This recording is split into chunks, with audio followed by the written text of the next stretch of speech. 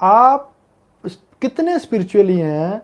Pastor का नहीं है ये कि अगर 10 लोग हैं तो हो सकता है किसी के कुछ हालात हैं, किसी के कुछ हालात हैं, किसी के कुछ हालात हैं। एक्चुअली होता ये है, पास्टर को जो खुदा का रूह कहता है वो बोल रहा होता है, लेकिन आपको पता नहीं चलता वो आप पे फिट हो रहा है या नहीं। हालेलुया।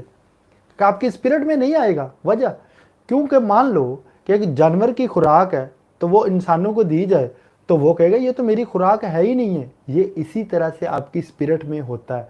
अगर स्पिरिट आपकी तैयार नहीं है, आपकी स्पिरिट बदियों में है, आपकी स्पिरिट जो है खुदा की डिजायर नहीं कर पा रही, खुदा की भूख प्यास नहीं रख पा रही, तो वो जो चीज़ बोली जाएगी वो आपकी स्पिरिट में नहीं आएगी। हालेलुया।